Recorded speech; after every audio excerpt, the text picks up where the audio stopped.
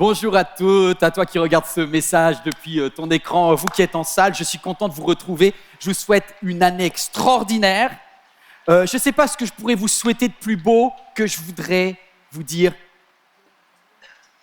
que Dieu vous parle, que Dieu se révèle à vous cette année, que vous entendiez des paroles de Dieu dans vos vies. Est-ce que ça c'est votre prière? Aimerais-tu entendre la voix de Dieu dans cette année? Non, sinon on arrête direct et puis on... Mais moi je me suis dit, mais depuis que je suis petit, un de mes rêves c'est d'entendre Dieu qui me parle. Et je suis un peu jaloux, parce que c'est pas arrivé souvent. Et tout à l'heure, j'avais encore une Kabyle. Je ne sais pas ce que Dieu a avec les Kabyles, mais tous ceux qui sont d'origine musulmane, Dieu leur fait un spécial bonus. Ils ont des révélations particulières. Enfin, c'est comme si à chacun, en fonction de son histoire, Dieu se révèle d'une façon ou d'une autre. Mais c'est régulier que quand des personnes n'ont pas facilement accès à Dieu, ils ont des petits bonus. Et moi, il faut croire que je suis né dans une famille trop chrétienne parce que Dieu, il est globalement silencieux. Qui a déjà entendu, toi qui regardes ce message, honnêtement, est-ce que tu as déjà entendu la voix de Dieu? Alors tu vas me dire, ouais, mais comment il parle? Alors il peut parler au travers de la lecture de la Bible, tu as un verset, bam, qui flash d'un coup, et tu dis, ça c'est pour moi. Il peut te parler au travers d'une prophétie que quelqu'un te donne, en disant, voici, je pense avoir reçu de la part de Dieu. Peut-être quelqu'un a déjà eu ça dans ton cœur. Alors c'est compliqué parce qu'on va être honnête, on a tellement de pensées dans notre tête que c'est difficile de trier qu'est-ce qui viendrait de Dieu et qu'est-ce qui viendrait de nous. Mais en vieillissant, en apprenant le bon berger, la voix du bon berger, on arrive progressivement à reconnaître un peu sa voix. C'est pas super facile. Mais j'aurais trop aimé l'entendre audiblement, quoi. On peut être honnête, il y en a, vous avez peut-être prié en disant, Seigneur, c'est l'année où c'est la fin du célibat.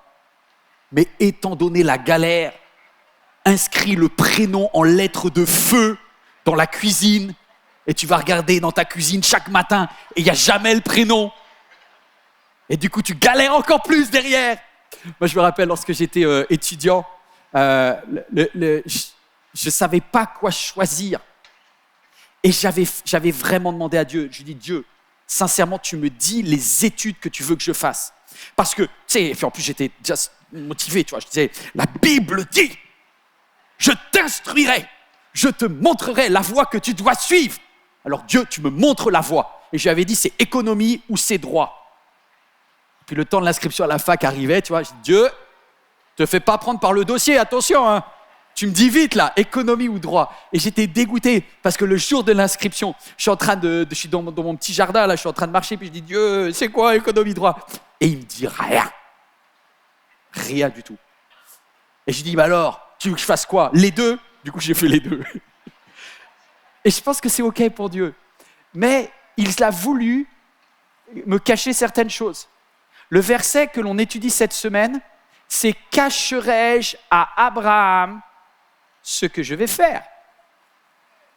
Cacherai-je à Abraham ce que je vais faire? Pendant des années, je l'ai pris de façon positive. Je me suis dit, mais le chanceux, Abraham, Dieu lui parle en tête à tête, le chanceux. Eh bien, je remarque que même avec Abraham, Dieu hésite à lui révéler des choses. Et du coup, le thème d'aujourd'hui, voilà pourquoi Dieu hésite à te parler de ton avenir. Je vais dire, j'aime pas trop le titre. J'aurais préféré, Dieu, dis-moi ce que tu as... Non, parce que, contrairement à ce que tu penses, le point de blocage n'est pas forcément Dieu, mais ta réaction s'il te parle. J'ai pris une grosse claque en étudiant le chapitre. C'est pas moi qui avais choisi le thème aujourd'hui.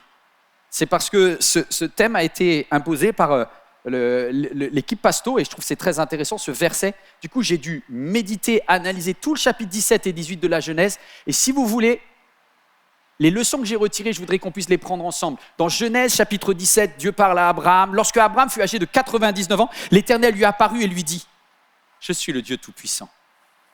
Conduis ta vie sous mon regard, comporte-toi de manière intègre. » Alors jusque-là, ça j'ai déjà entendu. Les seules fois où Dieu m'a parlé jusqu'à présent, c'était pour me parler de mon caractère, où Dieu me donnait des conseils dans mon comportement. C'est ce que j'appelle des paroles de Dieu comportementales. Mais à partir du verset 4, on va basculer dans une autre type de révélation. Accrochez-vous aujourd'hui, c'est vraiment l'étude biblique. Il passe du comportemental, sois intègre, à je vais te révéler l'avenir. Il dit, voici quelle est mon alliance avec toi, tu deviendras futur, avenir, l'ancêtre d'une multitude de peuples. Waouh! Désormais, je vais changer ton nom.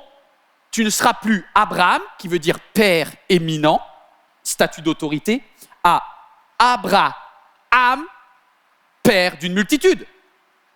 C'est-à-dire que ton nom va être évolutif en fonction de ta destinée future. Waouh! Puis, donc là, jusque-là, non, franchement, soyez contents parce que c'est la bonne partie du texte. Après, ça va se gâter. Puis Dieu ajouta, de ton côté, tu observeras mon alliance, toi et ta descendance de génération en génération. Et tous ceux qui sont de sexe masculin, parmi vous, seront circoncis. Il n'y a aucun frère qui dit amen. Vous porterez cette marque dans votre chair et ce sera le signe de l'alliance entre moi et vous, dit Dieu. Waouh! Et troisième chose, Dieu dit à Abraham, cette fois-ci, ça concerne ta femme. Pour ce qui concerne ta femme, Saraï. Tu ne l'appelleras plus Saraï.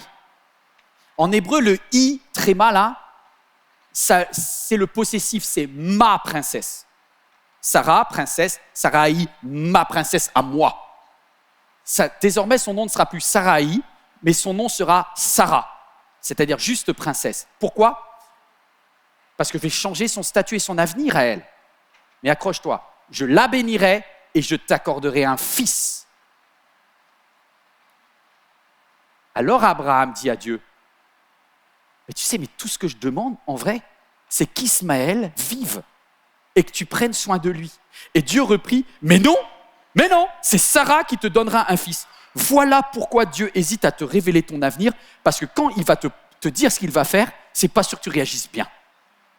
Il y a des hommes dans la salle, il y a des femmes dans la salle, chacun va apprendre pour son grade, toi qui es devant ton écran. Je ne sais pas ce que Dieu essaie de te dire, mais il est possible que, grand 1, ce que Dieu te dit ne correspond pas à tes attentes. Parce que pour Abraham, ce que Dieu va lui dire ne correspond pas à tes attentes. Il y a plusieurs choses, je commence par la fin. Déjà, ce qu'il lui dit, ça concerne sa femme. Il dit, tu sais, ta femme, c'était ta princesse. Il y avait un possessif. À partir de maintenant, je change son statut. Tu ne l'appelleras plus ma Sarah, ma princesse, mais tu l'appelleras Sarah, princesse. Je la bénirai, je t'accorderai un fils. Et des rois de plusieurs peuples sortiront d'elle. Vous ne voyez pas? Alors, c'est que vous n'avez jamais eu un conflit de couple, les amis. La première chose que la parole de Dieu peut provoquer dans ta vie, c'est des tensions dans ton couple. Parce que si Dieu annonce quelque chose qui va amener le changement de position ou de statut de l'un de vous deux, c'est possible que ça pose des problèmes. Non, je vais parler aux hommes quelques minutes parce qu'on s'adresse à Abraham, donc ça va piquer, ça va me chercher. En 2018, le pasteur responsable à MLK, Éric Dufour, réunit tous les pasteurs mâles, soit les gens bien, moi, mes collègues. Et il dit, je vais vous annoncer ce que j'ai reçu de Dieu comme étant le thème de l'année. On se dit, alléluia, donne-nous la pensée de Dieu et tout ça. Il dit, le thème de l'année 2018, ce sera l'année de votre femme. Je dis, non, ça ne vient pas de Dieu, cette histoire-là. C'est, même si on veut tous que notre femme réussisse, c'est compliqué quand ta femme te dépasse. On peut dire les choses telles qu'elles sont. Pendant des années, Abraham était le big boss. Et la madame, c'était une stérile à côté. Tout d'un coup, Dieu dit, celle que tu vois comme ton aide, plutôt inférieure, va devenir la maman de roi. Ce n'est plus ta princesse, c'est princesse globale, tu vois. Tu vois, avant, tu maîtrisais bien, tu étais le big boss dans la tribu des Bédouins, là. À partir de maintenant, je t'annonce que cette femme va enfanter des rois et qu'on l'appelle princesse. Alors, je pense qu'il y a deux aspects quand un homme voit sa femme qui progresse. Au début, à court terme, on est content. Si ta femme a une augmentation, c'est 600 € de plus. Alléluia. Sauf qu'elle gagne maintenant 400 balles de plus que toi. Et ce qui était une très bonne nouvelle au début, mais je ne sais pas pourquoi, mais au restaurant, ça vient te chercher. Parce qu'elle te dit, non chérie, vas-y, je sais que t'es...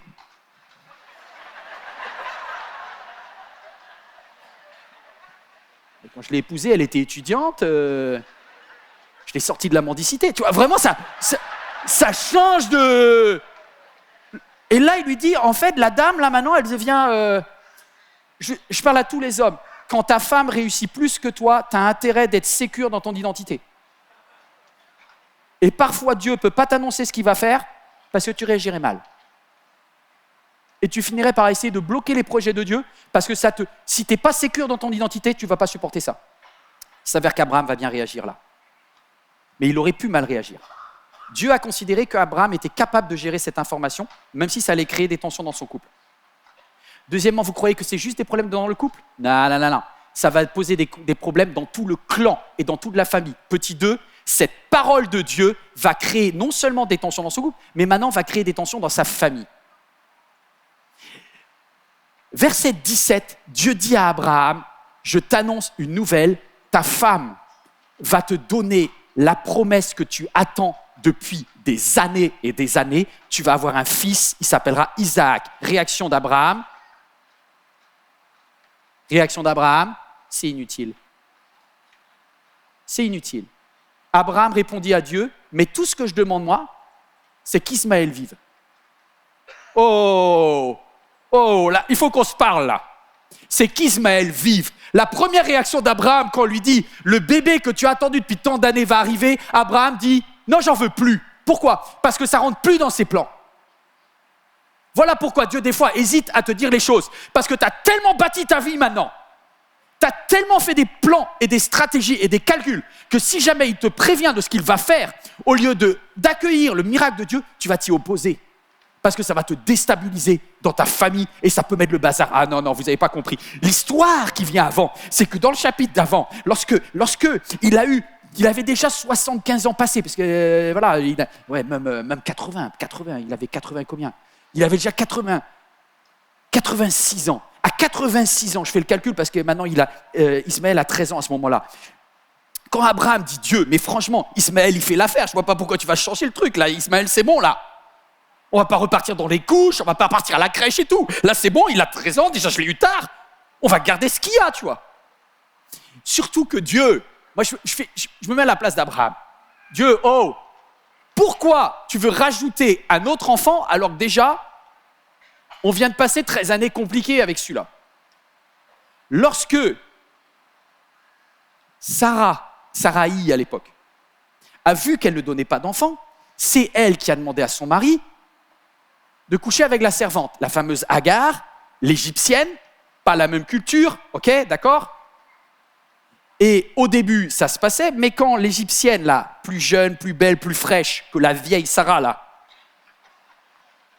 a commencé à se voir enceinte, elle a commencé à être très, très méprisante envers Sarai, qui a, on va dire les choses, qui a pété un câble.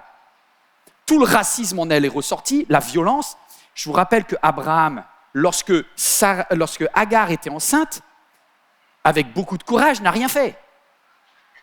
Comme la plupart des hommes, lorsqu'il y a un conflit de deux femmes. Tu dis, oh purée, à l'abri, ne disons rien.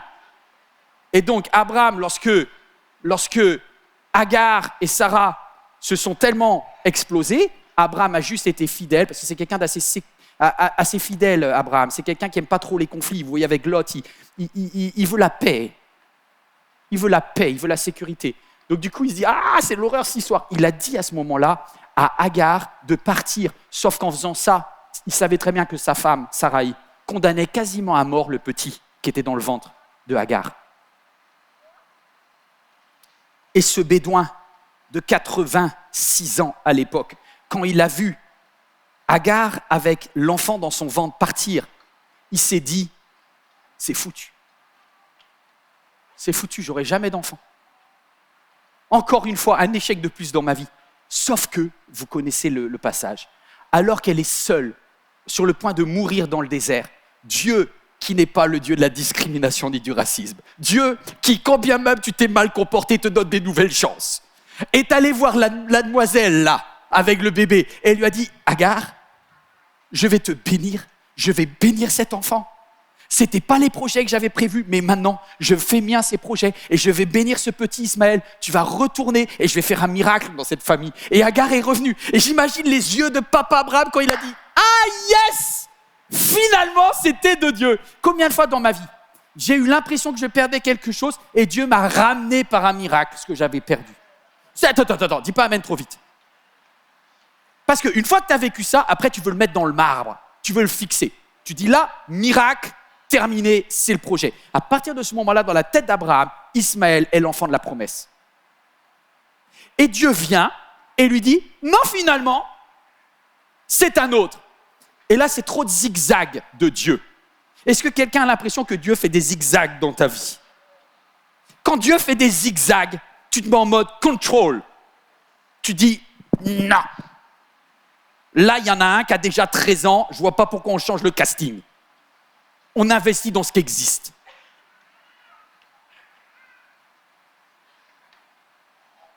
Mais ce n'est pas le projet de Dieu. Alors dis-moi, est-ce que tu veux entendre la voix de Dieu ou tu veux garder tes projets? Votre silence en dit long. C'est pareil pour moi. Dieu me dit, qu'est-ce que je vais te raconter? Qu'est-ce que je vais t'expliquer? Si jamais, à peine je te dis quelque chose, ta première réaction, ça va être de me revenir en me disant, non, finalement, je préfère mes projets humains à tes projets divins. Oh, quand j'ai lu ce texte, je me suis dit, Seigneur, pardonne-moi pour toutes les fois où, alors je te supplie de me parler, une fois que tu me parles, en fait, je ne serai pas du tout d'accord avec toi. Troisième petit point. Cette parole ne va pas seulement chercher, créer des tensions, entraîner de la division dans ton couple, probablement dans ta famille ou dans ton clan, ça va entraîner des tensions dans ta propre chair. Le fameux verset 10 que je n'aime pas du tout. Tous ceux qui sont de sexe masculin parmi vous seront circoncis. Vous porterez cette marque, vous, toi inclus. 99 ans. À 99 ans, j'ai même pas un tatouage. Et tu veux faire le... Non, si, non. Finalement, j'ai pas entendu. Et Dieu lui dit, par rapport à toi, Abraham, par rapport à mon alliance, je te demande de le faire. Moi, je ne sais pas comment il s'est débrouillé, j'imagine la scène. Quand il a dit à Sarah, Sarah va chercher un couteau. Elle dit, papy, pourquoi tu veux un couteau? Je ne peux pas t'expliquer. Il faut couper. Couper quoi? Je ne peux pas t'expliquer. Et je pense que Sarah lui dit, à 99 ans, tu as passé l'âge de la chirurgie esthétique, mon vieux. Il n'y a plus rien à espérer. Hein. C'est incroyable. Vous savez ce que ça demande? Ça demande une obéissance absolue à Dieu. Et je pense que tu n'es pas prêt en vrai. Tu sais, je me suis dit, si je suis très honnête, quand Dieu me parle, ce qu'il me demande me paraît difficile. Je sais qu'il y a quelqu'un qui est venu dans cette salle aujourd'hui, il y a quelqu'un qui regarde ce message, et tu as l'impression que pour Dieu, tu as fait des sacrifices. Ça t'a coûté, ça t'a coupé. Ce n'est pas au niveau de la chair, quoique, parce que tu as peut-être, à cause de Dieu, tu as voulu rester nickel, et tu as pris 8 ans de célibat. Hein. Peut-être pour certains, il y a des choses que tu ne fais plus parce que tu dis je veux faire les choses pour Dieu, notamment dans le domaine de la sexualité, mais pas que. Peut-être c'est dans d'autres domaines. Peut-être que ton entreprise marchait bien parce que tu faisais aussi des petites malversations de temps en temps et tout ça t'a arrêté. Et depuis que tu as arrêté ça, peut-être ton entreprise va moins bien. Donc il y a des fois un coût à court terme, aimer Dieu et faire une alliance d'obéissance à Dieu. Tu ne gagnes pas. Et non, on peut parler vrai. Tous les pasteurs, tous les prédicateurs, les prêtres ou n'importe qui vous dit « aime Dieu et tu auras une vie facile ». C'est pas vrai. Des fois, tu aimes Dieu et tu n'as que des galères au départ.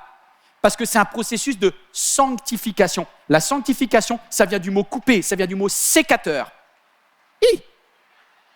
Alors, merci Seigneur, l'apôtre Paul et les autres ont enlevé la circoncision, mais ils ont gardé la circoncision du cœur, je vous rappelle. C'est-à-dire que ton caractère là, qui est un petit peu pourri sur les bords, Dieu dit, ta rencontre avec Christ se caractérise par une obéissance dans ton caractère. Il y a certaines choses, tu n'as plus le droit de les faire. Et je te le redis encore. Non, finalement, je veux pas. J'entends pas. Je te le redis encore. Il y a des traits de caractère que Dieu veut couper, sanctifier.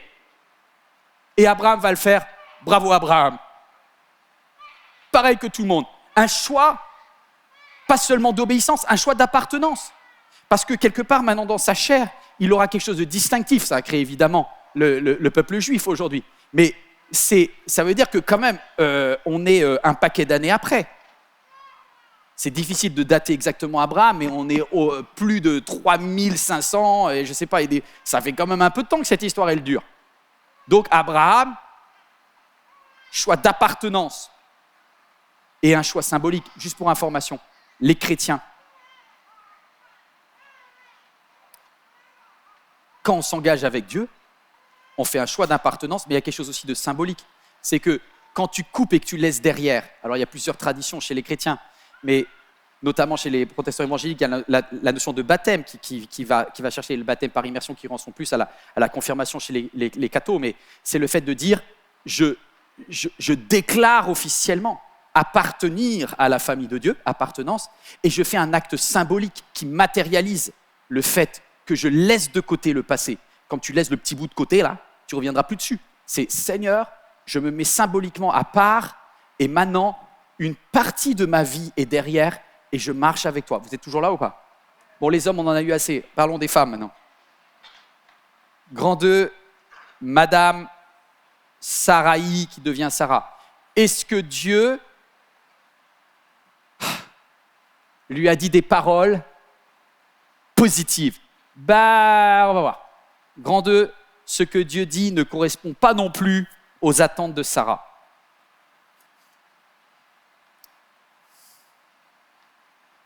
Vous savez pourquoi j'ai mal dans mon cœur? Parce que ça arrive juste trop tard. Il y a des paroles de Dieu qui arrivent trop tard. Sarah, elle a rêvé d'entendre ça pendant des années et des années. Quand elle avait 18 ans, si elle avait entendu quelqu'un qui lui avait dit « Tu vas avoir l'année prochaine un bébé », elle aurait dit « Yes, gloire à Dieu ». Quand elle avait 30 ans, elle aurait rêvé parce qu'elle avait vu déjà les autres qui avaient commencé et pas elle. Quand elle avait 40 ans, elle l'avait supplié avec des larmes. Quand elle avait 50 ans, elle a dit « Ça sent pas bon cette histoire ». Mais Dieu, tu es encore le Dieu de l'impossible. À 60 ans, 70 ans, elle a lâché l'affaire. Puis des visiteurs vinrent dire à son mari, c'est même pas à elle, remarquez que Dieu ne va pas parler directement à Sarah, et je pense qu'elle ne pourrait pas encaisser. Dieu va utiliser un intermédiaire, c'est-à-dire des messagers, des anges sous forme humaine qui viennent et qui ne vont pas parler à Sarah, mais qui vont parler à Abraham, et Sarah, elle va entendre. On écoute l'histoire. Puis des visiteurs lui dirent « Où est ta femme Sarah ?» Donc il parle à Abraham. Il répondit « Elle est là dans la tente. » Tu vois, ça, Abraham, il dit « Chacun dans sa tente, et tout ça, elle est la place de la femme est dans la cuisine. » C'est un peu ça encore à l'époque. Il n'a pas compris que c'est une princesse qu'il a à la maison. Elle est là dans la tente. Et en fait, l'un d'eux dit « Je reviendrai. » Écoute bien, je reviendrai vers toi à la même époque l'année prochaine. Et ta femme aura un fils. Sarah écoutait à l'entrée de la tente derrière lui. Et là, quelle va être la réaction de Sarah? Petit 1, quand une bonne nouvelle devient une mauvaise nouvelle. Quand tu n'arrives pas à accepter que c'est une bonne nouvelle, tu la transformes en mauvaise nouvelle. Abraham et Sarah étaient vieux. Et Sarah ne pouvait plus espérer. Est-ce que quelqu'un peut juste entendre le mot « espérer » ? C'est dangereux l'espoir. Elle ne pouvait plus espérer avoir des enfants. Elle rit en elle-même en se disant « Maintenant que je suis usée, aurais-je encore des désirs? Mon Seigneur est vieux. » Et là, pardonnez-moi, mais je vais régler mes comptes et mes conflits de couple en direct. Ma femme ressemble à Sarah. C'est une femme formidable, c'est une femme de Dieu. Mais quand je viens avec une bonne nouvelle, elle me présente 3 problèmes. S'il y a un frangin dans la salle qui est aussi macho que moi, tu comprends ce que je veux dire. En vrai, je pense que Sarah, elle est très consciencieuse, c'est une bosseuse, elle fait tourner la baraque. Toutefois, elle a elle aussi son mécanisme interne. Et là, elle n'arrive pas à absorber la bonne nouvelle. Tu sais pourquoi? Parce qu'elle n'espère plus. Je vais te dire une chose. Quand tu as fait, écoute, c'est sérieux là, quand tu as fait le deuil de quelque chose,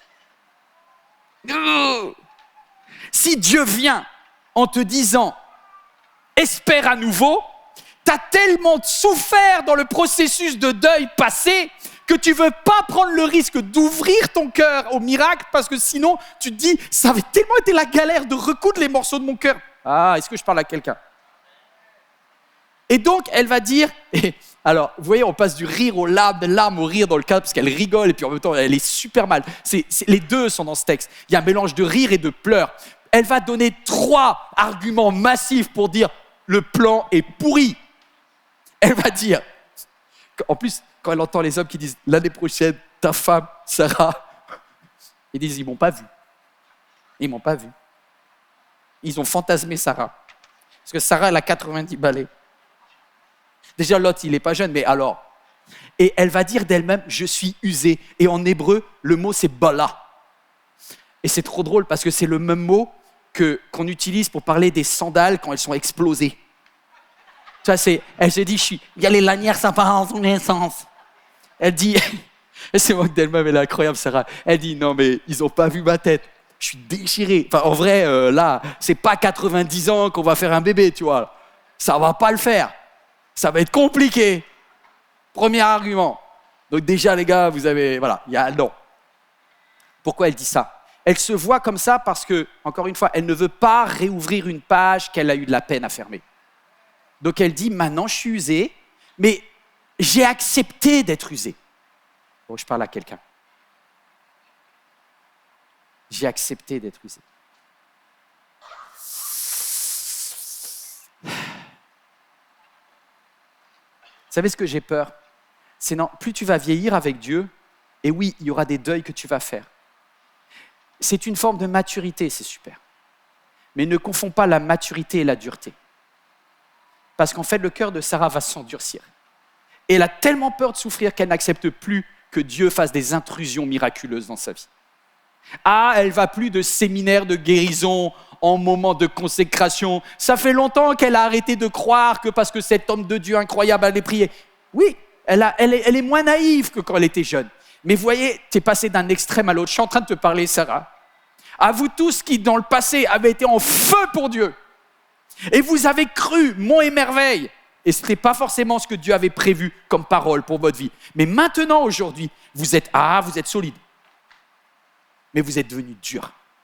Et c'est comme si Dieu me parlait à moi en me disant, Yvan, très content, tu es chrétien depuis quelques années, tu es pasteur, tu es un homme de Dieu. Est-ce que toi-même, tu es prêt à croire que Dieu peut utiliser ton expérience pour réintroduire de la vie et que la sandale, elle peut être reconstruite de façon nickel? C'est compliqué à accepter ça. Deuxième défaut que Sarah, elle dit, ça ne va pas le faire. Parce que je suis une vieille sandale toute défoncée là. Elle dit, deuxièmement, aurais-je encore des désirs? 90 ans. Ça fait longtemps que l'usine, elle ne fonctionne plus comme avant. Hein. Quand on était jeune, ben là. Et le mot, vous savez quel est le mot? J'ai découvert ça, c'est très très intéressant. Le mot désir, bon, vous avez à peu près compris à quoi ça correspond, c'est le mot Éden. C'est le mot Éden.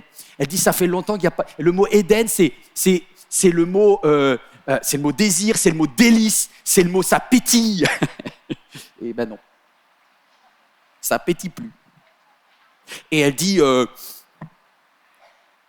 ouais, là je pense que ça va être quand même compliqué. Je pense que les visiteurs, ils ne sont pas au courant de tout le dossier là. Et objectivement, elle a assez raison.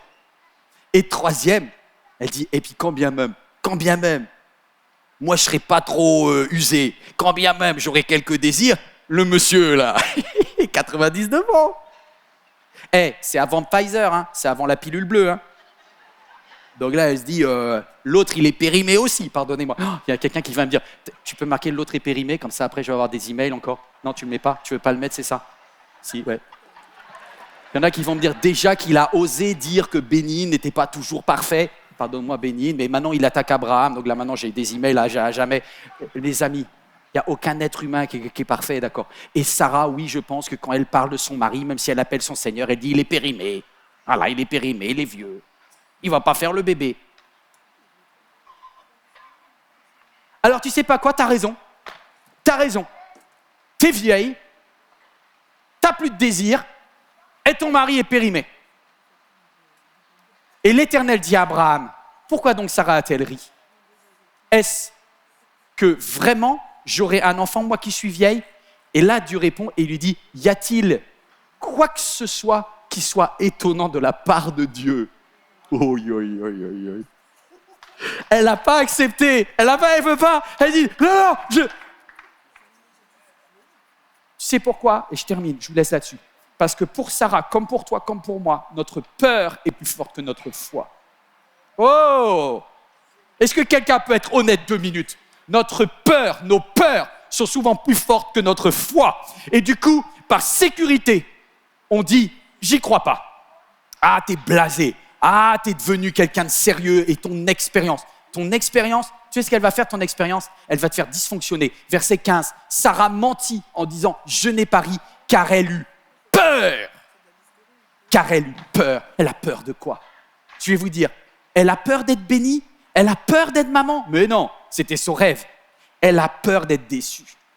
Elle a peur de croire. Elle a peur de se retrouver, mais trop bête derrière. Et ça, c'est un truc, ça va me chercher, parce que combien de fois je dis, Dieu est le Dieu du miracle financier. Ouais, mais quand même, je vais bien faire les calculs, parce que... Dieu est le miracle de ma santé. Oui, mais quand même, on va vraiment chercher le meilleur docteur. C'est pas mal, en fait. Mais il y a un moment où, si tu vas trop loin dans la raison, tu finis par enlever le Dieu du miracle. Voilà, souvent j'ai dit, et vous savez, certains peuvent me reprocher, oui, mais à MLK, il y a peut-être, c'est trop cartésien. Non. Là, aujourd'hui, je te dis, sois pas trop cartésien, parce que quand tu es tellement cartésien, tu deviens imbu de toi-même. Ça révèle que tu es intelligent. Non, ça révèle que tu as peur. Vous savez ce qu'elle est, Sarah? Elle est juste hyper vulnérable. Parce que tu as beau avoir 99 ans, ah, c'est sûr que tu as un peu d'expérience. Mais tu as une insécurité émotionnelle. Parce que tu as goûté le prix des larmes et tu ne veux plus payer ce prix-là. Tu te présentes comme une femme solide, mais tu restes très fragile.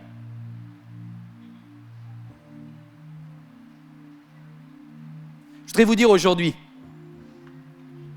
lorsque Jésus vient, il dit « Laissez venir à moi les petits-enfants et ceux qui leur ressemblent. » Ça fait longtemps que tu ne ressembles plus à une petite enfant. Dieu, il t'aime très fort, mais tu es devenu un vieux dans ta tête. Tu es devenu une vieille dans ta tête. Tu as fait tous tes calculs, toute ta stratégie, et humainement, c'est vraiment pas mal.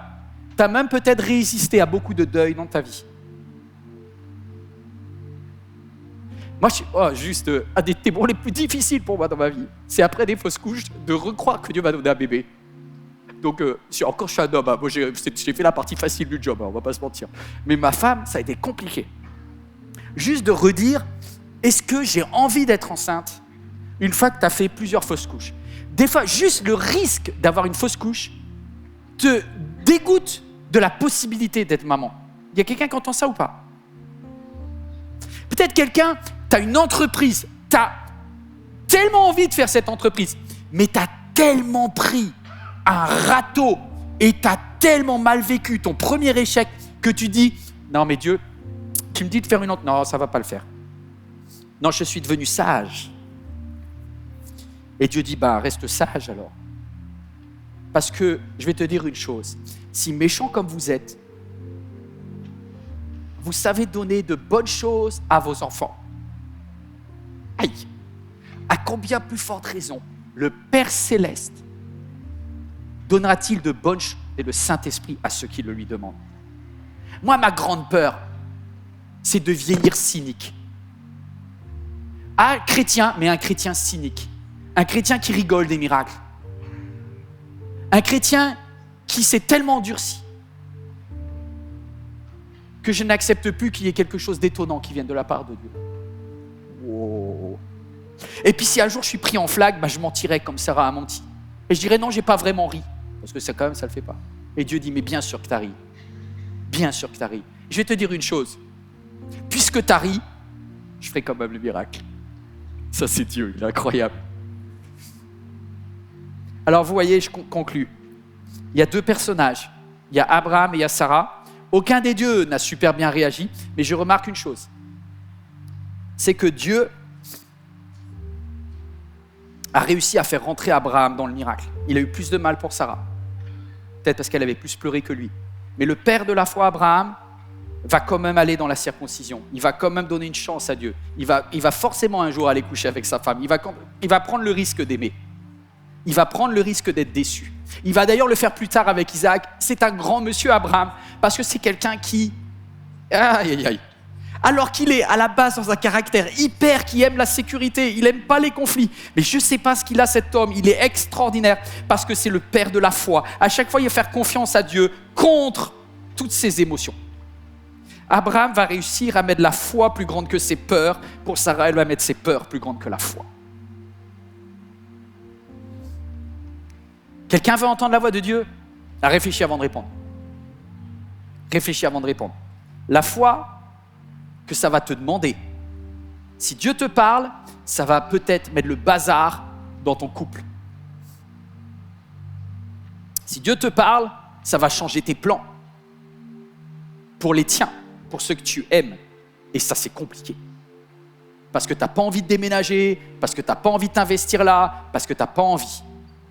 Troisièmement, ça va te brasser dans ta chair. Tout ça, on l'a vu avec Abraham. Ça va créer des tensions dans tous les domaines. Et pour toi, Sarah, ça va te demander de prendre le risque d'être déçu. Ça va te demander de prendre le risque d'aimer. S'il y a quelqu'un qui est venu ici et qui a dit « plus jamais je me remarie », ok, vieillis, bah, tu l'es déjà en fait. Mais aimer, c'est risqué. Aimer, c'est risqué.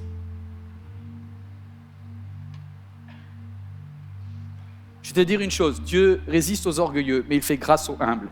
Alors, je vais te dire une chose, Dieu reconnaît tes deuils. Il a pleuré avec toi dans tes deuils. Mais il ne veut pas que tu restes dans tes deuils. Il veut cicatriser ces moments-là. Ça te demande un effort de pouvoir dire à Dieu, Dieu, voici mon cœur, aïe, aïe, aïe, je te fais confiance en tant que chirurgien pour faire la couture nécessaire et revivre à nouveau. Le plus compliqué, c'est pas d'entendre la voix de Dieu. Le plus compliqué, c'est de bien réagir quand ce que Dieu dit ne me convient pas. Je vous quitte avec une dernière remarque, parce que c'est le verset final. Cacherai-je à Abraham ce que je vais faire? Vous savez pourquoi il lui a dit ça? Est-ce que vous connaissez votre Bible? Ce verset que moi je prenais comme un verset de joie, cacherai-je à Abraham ce que je vais faire? C'est sur Lot, c'est sur Sodome, c'est parce que Dieu dit, ce que je vais faire va tellement impacter les émotions d'Abraham. Il va perdre des amis, il va perdre des proches dans cette affaire. Et Dieu dit, est-ce que je prends le risque de dire à Abraham l'avenir difficile qu'il a devant lui? Et Dieu va le dire à Abraham. Il va dire, au fait Abraham, voilà, on a hésité à te le dire, mais on va pour amener un jugement à Sodome. Quelle va être la réaction d'Abraham? Abraham, sa réaction, c'est il se met sur ses genoux et il dit, Dieu, s'il y a 50 justes, est-ce que tu peux sauver la ville?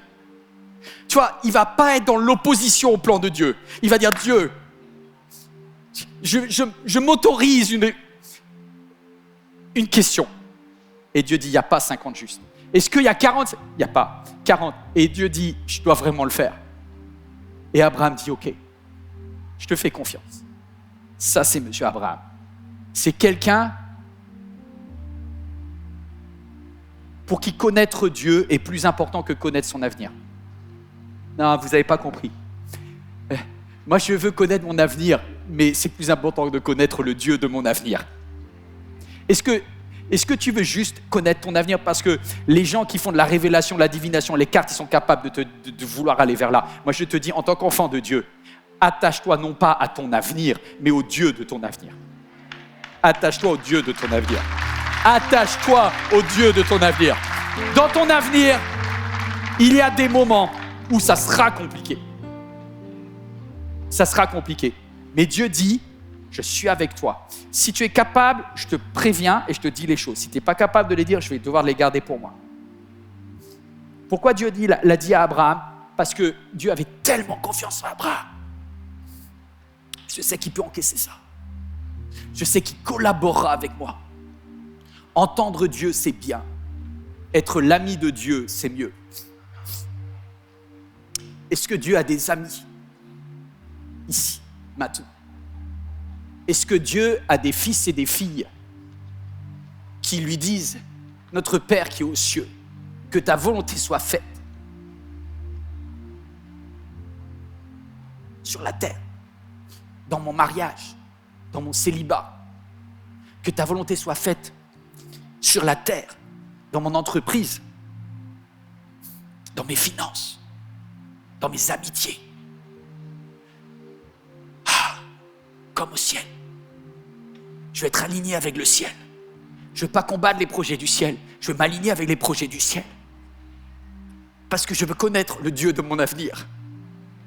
Alléluia. On ferme les yeux ensemble. J'ai tellement besoin de toi, Père. Alors que les yeux sont fermés, on va juste, chacun avec ses mots, parce qu'on a des réalités différentes, mais on a un même Père céleste. Rien à voir avec les pères de cette terre. Lui, il est tellement fidèle. Tellement fidèle.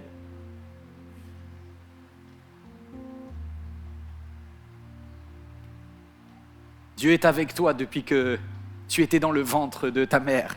Comme il avait regardé le petit Ismaël, comme il a regardé le petit Isaac. Dieu t'a suivi, Dieu t'a vu grandir. Il connaît tes blessures comme celles de Sarah, les deuils comme ceux d'Abraham. Et il te dit, mon fils, ma fille, est-ce que tu me fais confiance? Est-ce que tu me permets encore de toucher ta vie? Est-ce que tu m'autorises à vivre le miracle, à prendre le risque du miracle dans ta vie et de me faire complètement confiance? Viens toucher ma vie à nous.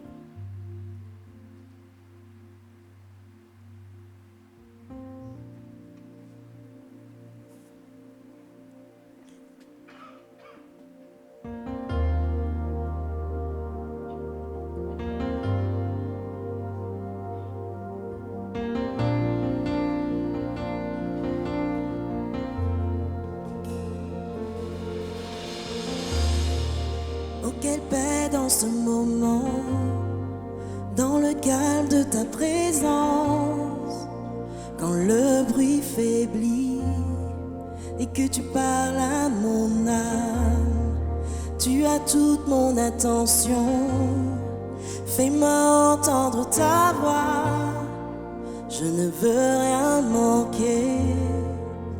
Seigneur, mon cœur désire plus de toi, mon cœur recherche ta face, alors je cède à toi.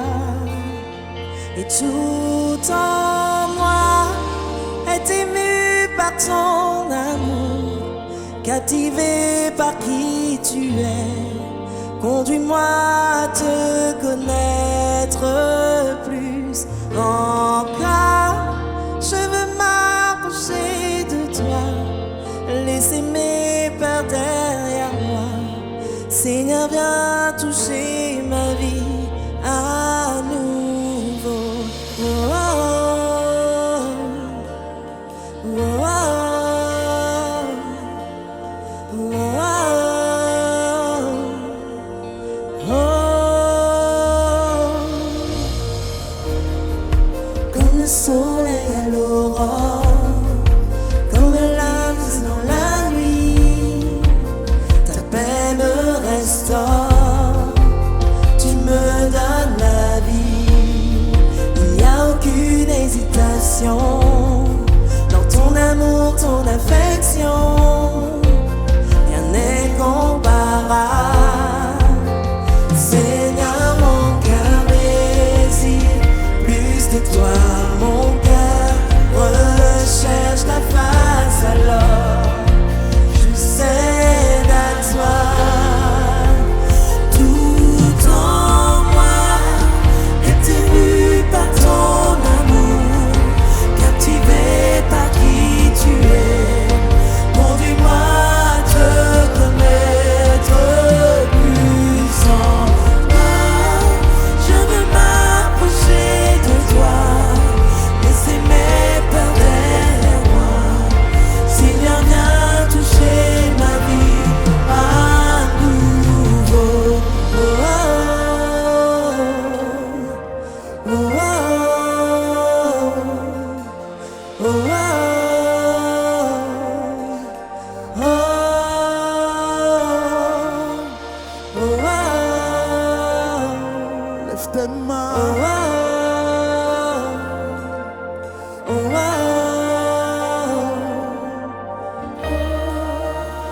toi j'ouvre mon cœur, Seigneur.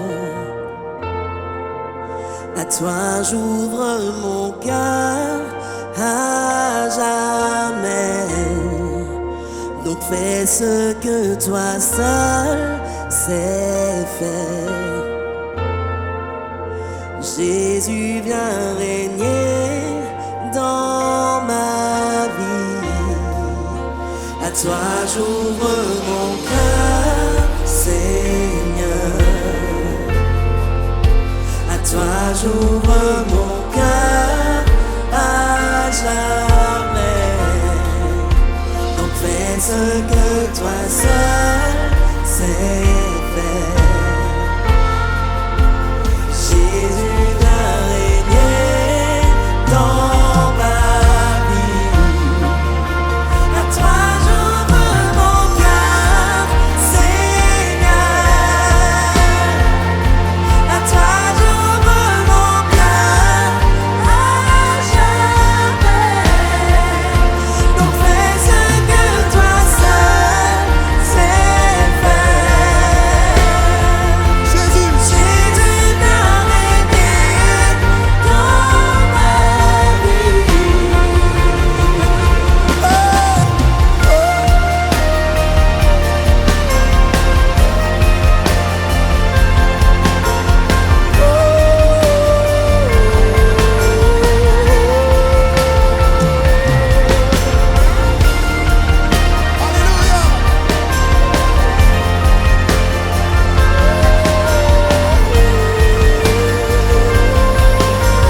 Tout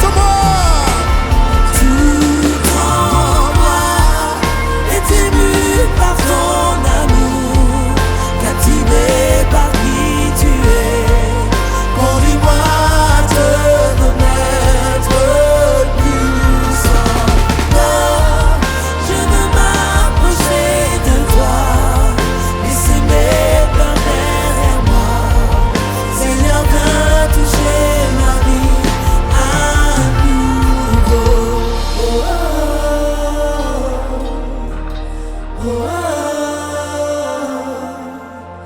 Oh, oh, oh,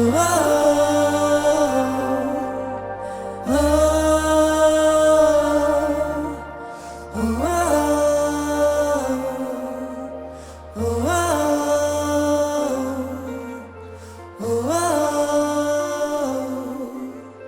oh, Seigneur, tu connais les prières qui sortent des cœurs en cet instant. Tu connais la vérité devant toi, on ne peut pas faire semblant. Seigneur, tu connais exactement nos vies. Je te présente chacune de mes réussites, mais également chacun de mes échecs. Seigneur, je te présente tout ce que j'ai réussi à bâtir et tout ce qui s'est effondré en moi. Comme chacun ici, que ce soit devant son écran, là où tu es en train de lui parler ou quelqu'un en salle. Tu nous scannes, tu connais tout de nous. Il y a une prière dans mon cœur. Je veux vraiment laisser mes peurs derrière moi, Père. Aide-moi à laisser mes peurs derrière moi.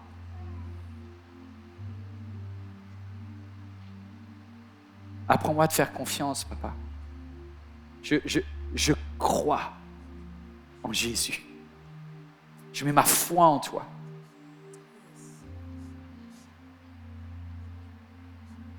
Est-ce que je peux vous demander de vous lever, si vous le voulez bien, quelques instants? Si vous le voulez, si vous pouvez, évidemment. Vous savez, Dieu ne te demande pas quelque chose que lui ne fait pas pour toi. Et ce que je voudrais te dire de la part de Dieu, c'est, avec ta petite foi, en miroir, lui, il a une grande fidélité. Le mot foi et le mot fidélité, c'est le même mot en fait. Je voudrais que tu réalises combien, est-ce que c'est possible de prendre ce cœur, on va le lancer, ce cœur tout simple, peut-être tu ne connais pas tous les chants, mais juste, c'est une phrase toute simple où tu dis, Dieu, ta fidélité est grande. Ta fidélité est incomparable. Nul n'est comme toi, mon Seigneur, grande est ta fidélité. On peut le prendre ensemble. Proclame-le comme un acte où aujourd'hui tu dis, Dieu, je refais mon alliance avec toi comme Abraham a fait son alliance ce jour-là. Circoncis mon cœur. J'accepte de laisser mes peurs derrière moi et je dis une chose, tu es le Dieu fidèle. Tu as béni dans le passé, je suis aujourd'hui et j'ai le souffle de vie. Et tant que j'aurai le souffle de vie en moi, je dirai que mon Seigneur est sur le trône, que mon Père est dans le ciel et qui prend soin de chacun de mes besoins selon sa parole. Toutes choses concourent ensemble. Est-ce que quelqu'un dans ce lieu est prêt encore à faire confiance à Dieu pour que toutes choses concourent ensemble au bien de ceux qui aiment Dieu, de ceux qu'il a appelés selon ses plans bienveillants? Est-ce que quelqu'un est prêt à chanter? On peut le démarrer ensemble? On le démarre. Ta fidélité est grande. Nul n'est comme toi, Seigneur.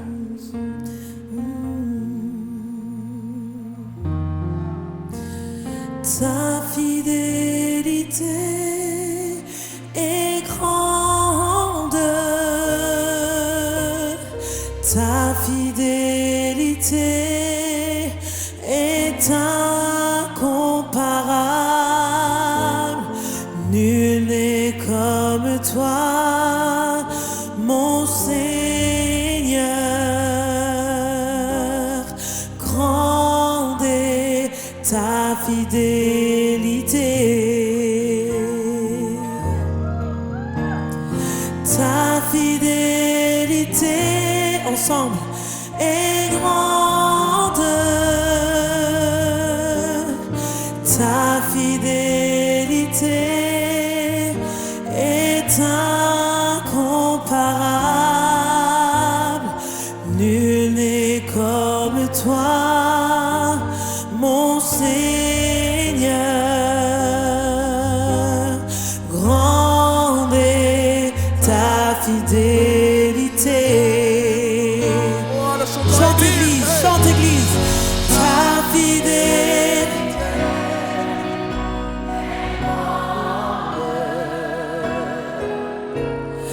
Ta fidélité est incomparable. Nul n'est comme toi, mon Seigneur. Grande est ta fidélité. Une dernière fois ensemble comme une prière. Ta fidélité.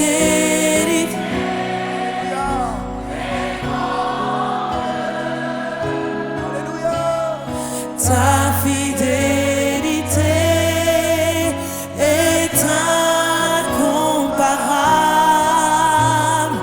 Nul n'est comme toi, mon Seigneur. Grande est ta fidélité.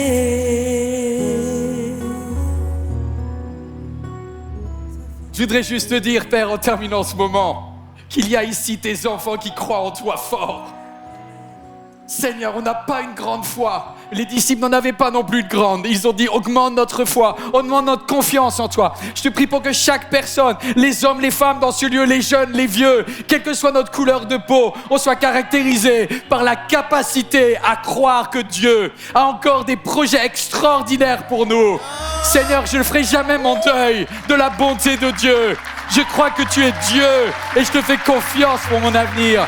S'il y a quelqu'un dans cette salle ou devant son écran, tu dis Amen, je le crois et je le scelle par une alliance avec Dieu aujourd'hui. Amen. Waouh. Tu sais, quand tu fais ça, Dieu dit, je change ton prénom. Je t'appellerai pas seulement Père imminent pour toi-même. Je te dis Père d'une multitude parce que la foi que je mets en toi aujourd'hui est contagieuse. Et tu vas donner la vie à de nombreuses personnes. Est-ce que tu comprends que lorsque tu passes du deuil à la foi, tu donnes la vie? Tu donnes la vie. Il y a assez de personnes qui ont des deuils. Toi, Dieu t'appelle à la vie. Parce que les projets de Dieu se renouvellent chaque matin. Et sa destinée n'a pas encore commencé, comme tu n'as pas encore vu ce que l'œil n'a pas vu, que l'oreille n'a pas entendu. Dieu te l'annonce. Est-ce que tu seras prêt à le recevoir? Waouh! Voilà, faut que je me calme. Dis à ton voisin, c'est bon, on va se calmer tous ensemble. On a foi en Dieu, tu peux t'installer. Dieu est Dieu. Et il n'a pas dit son dernier mot. À tous les Saraïs de la salle, Dieu veut couper le i là. Et que tu viennes la princesse de tous. Dieu a des projets beaux pour toi. Waouh! Ça va être fort. Imaginez, on va arriver vers Abraham là-bas dans le ciel. Qu'on aura fini le voyage. Il dira, ah, vous voilà. Alors, vous étiez là ce jour-là à écouter le message parce que ça parlait un peu de ma vie. Hein. Moi, ça m'a coûté la circoncision et vous, là. On fait confiance à Dieu. Dieu veut te donner un prénom de multiplication. Un prénom de multiplication. Si quelqu'un a besoin de prière, tu peux écrire, toi qui regardes ce message, prière@eglismlk.fr. Il y a une armée qui prie pour toi. Il y a tout Maman Joël, il y a tous les autres. Il y a toute une équipe qui prie pour toi. Si tu es en présentiel, tu as la chance de pouvoir venir sur le devant à la fin. Mais tu n'es pas seul. Il y a ici des personnes qui prient pour toi jour et nuit. Et je peux vous dire, quand tu passes par des moments difficiles, tu es bien content qu'il y ait des hommes et des femmes qui prient. Lorsque tu vas à ton rendez-vous avec le docteur, lorsque tu passes par des moments de stress dans tes examens, tu es bien content qu'il y ait une armée qui prie. Voilà, ça c'est aussi l'église MLK. Je voudrais remercier tous ceux qui ont décidé de faire confiance à Dieu dans leurs finances. Parce que des fois, c'est plus facile de faire confiance à Dieu dans nos paroles que dans nos actes. Tu peux faire confiance à Dieu dans tes finances en disant « Seigneur, voici la part que je mets à toi. » D'ailleurs, excusez-moi, mais le premier qui a donné la dîme, il s'avère que c'est Abraham. Il arrivait vers Melchisédek, le roi de Salem, le roi de paix, et il lui a dit 10%, c'est pour l'Éternel. Est-ce que c'est quelque chose que je considère comme une loi Ben non, c'était avant la loi. Donc ça doit être un choix, ce n'est pas une loi. Ça restera toujours un choix. Dieu n'imposera jamais à quelqu'un d'être généreux. Mais je peux te dire, moi et ma maison, nous servirons l'Éternel. Et quand tu seras de la maison d'Abraham, tu sais ce que ça veut dire, je servirai l'Éternel. Cette année, est-ce que tu veux aussi faire confiance à Dieu dans tes finances? Je n'ai jamais vu le juste abandonné, dit le psalmiste, ni sa postérité mendier le pain. Il y a des pactes avec Dieu qui sont des pactes à court terme, tu as l'impression de t'appauvrir. Mais parce que Dieu est fidèle, on n'achète pas Dieu. On n'achète pas Dieu. Tu ne fais pas ça pour obtenir, tu fais ça parce que tu aimes Dieu. Et Dieu, qui voit dans le secret, te le rendra parce que c'est dans la Bible. Quand il veut, comme il le veut, sous la forme qu'il le veut. Merci à tous ceux qui donnent, jeveuxdonner.fr. On va également, dans quelques instants, à la fin de cette célébration, passer en salle avec des offrandes. Et je remercie toute l'équipe du Point Finance qui font un travail extraordinaire. On peut les remercier. En vrai, je vais vous dire une chose. Hier, j'étais de mauvaise humeur. Mais vraiment de mauvaise humeur. Vous savez, il y a des mauvaises journées comme ça. Des journées que tu appréhendes parce qu'il y avait des choses un peu difficiles à vivre dans la journée qui me rappellent des pas bons souvenirs. C'était un week-end compliqué. Et du coup, je suis arrivé et je me suis dit, il y a une cérémonie à laquelle je voulais pas y être, voilà, qui honorait, et je vais juste citer son nom parce qu'il restera pour toujours extraordinaire, et un modèle de foi et d'Abraham, c'est David. Voilà. Et hier, c'était le moment où on fêtait David. Et je voulais pas trop y aller, puis en même temps, je voulais y aller, et j'ai eu des bouchons, je suis arrivé en retard. Déjà que j'étais énervé, mais alors là, ça m'a fini, tu vois. Et je suis arrivé, et puis après, je vous ai vu, vous. Je vous ai vu, vous qui êtes à l'accueil, vous qui êtes au Créatech, qui produisez les vidéos, vous qui donnez votre samedi, votre dimanche, vos heures et vos heures et vos heures sans compter, vous qui chantez admirablement bien. Et en fait, je me suis dit, mais comment tu peux avoir un mauvais caractère, Yvan, à ce point-là, alors qu'il y a tant d'amour dans cet endroit. Et à la fin de la journée, j'avais un sourire, mais j'avais la banane, parce que j'avais été transfusé par la bonté des enfants de Dieu. Et si mauvais comme je suis, Dieu arrive à changer mon caractère. Je me dis combien Dieu doit se réjouir de voir comme ça ce peuple de Dieu qui sert aux enfants. Est-ce qu'on peut juste remercier tous ceux qui servent aux enfants, à la crèche, à la vidéo, à l'accueil, à la louange, au Créatech. Merci, merci, merci. J'arrive en faisant la tête, je repars avec un sourire incroyable en ayant vu Dieu. C'est ça le miracle. Voilà aussi pourquoi je crois dans l'église de Dieu. Et c'est juste extraordinaire. Merci à tous ceux qui vont peut-être s'investir. Quelqu'un va me dire, moi je chauffe la chaise, je viens, je consomme. C'est bien, peut-être. Dieu a prévu pour toi cette année que tu t'investisses. Viens le premier samedi de chaque mois, à 15h, c'est simple, en février, en mars, en avril, en mai, jusqu'à ce que tu sois prêt. Mais est-ce que tu ne voudrais pas rejoindre cette équipe de ceux qui donnent Jésus et un sourire ? Parce qu'à chaque fois que tu donneras un verre d'eau au moindre des petits, c'est à moi que tu l'as fait, dit Jésus. Viens nous aider à servir, on a des besoins dans tous les services de l'église MLK. Franchement, ne sois pas juste un numéro inconnu. Prends ton nom, deviens qui tu es. Deviens de Saraï à Sarah, deviens la princesse de l'Éternel, deviens de père imminent à père d'une multitude. Rentre dans ton identité. Et si c'est pendant un temps, une saison à MLK, viens nous aider à l'équipe de servir. Je vous donne rendez-vous le premier samedi de février à 15h dans le hall. On va faire des choses incroyables ensemble. C'est fou ce qu'on peut vivre comme émotion en 1h30. Hein. Je remercie tous ceux qui regardent en ambassade et je salue également les plus de 50 ambassades connectées. Que Dieu vous bénisse, vous tous qui suivez cette célébration depuis chez vous. Je vous aime très fort. On va se lever et on va terminer en disant qu'est-ce qu'on est heureux de pouvoir vivre avec un tel Dieu. Mes amis, la terre, c'est un avant-goût du ciel. Ce qu'il y a devant toi, je vais te le dire direct. C'est la fête. Parce qu'un jour, tu vas être auprès de Dieu. Tu seras... non, vous y croyez même pas. Tu vas être pas seulement dans le paradis. Après le jugement, tu vas venir dans ce qu'on appelle le ciel, nouveau ciel, nouvelle terre. Moi, je vais te voir. On va être là-bas. Et on va kiffer l'éternité. Ça va être incroyable. On va dire louer. Oh, je sais pas. Moi, j'ai pas beaucoup d'africanité en moi. Mais sincèrement, il y a quelqu'un qui sait un peu danser avec du rythme. C'est le moment de célébrer parce que Isaïe sait faire. Tu vois, tous les Haïtiens dans la salle, tous les Ivoiriens, tous les Congolais, les Gabonais, je sais pas. Et même tous les Bretons comme moi ou ceux de... Je sais pas où tu es. Vous savez pas quoi? On va terminer en mettant un bruit qui montre que les enfants de Dieu sont fiers de leur Père Céleste.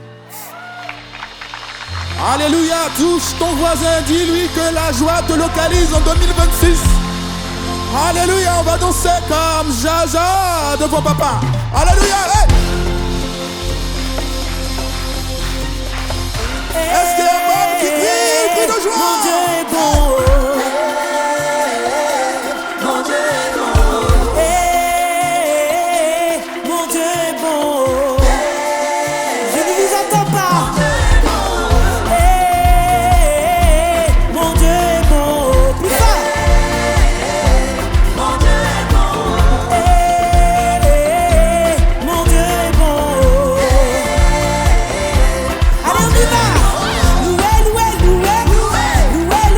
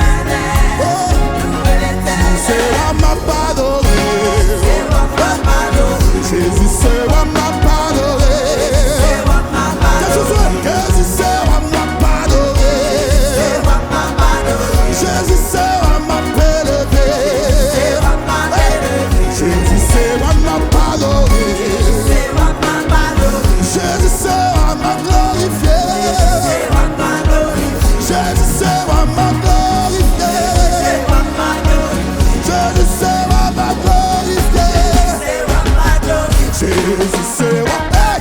Jésus c'est roi. Jésus c'est roi. Jésus est roi. Jésus est roi. Le roi des rois. Le Seigneur des seigneurs. Jésus c'est roi. Jésus c'est roi. Jésus c'est roi. Jésus c'est roi. Jésus c'est roi. Oh, c'est roi n'a pas adoré. Jésus c'est roi m'a glorifié. Jésus c'est roi m'a élevé. Jésus c'est roi m'a pardonné. Jésus c'est roi. Amour. Jésus c'est roi. Il est roi des rois. Jésus est roi. Jésus est roi. Jésus est roi. Jésus est roi.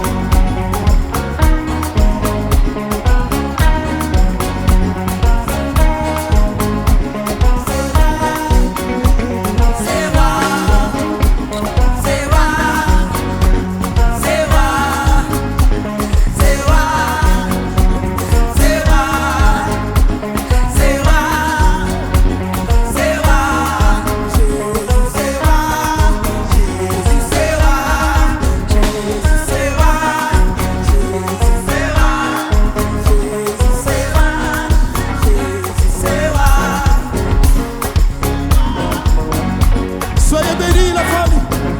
Que le Seigneur vous bénisse. Jésus est roi. Jésus est roi. Hey! Jésus est roi. Jésus est roi. Jésus est roi. Il va pour moi.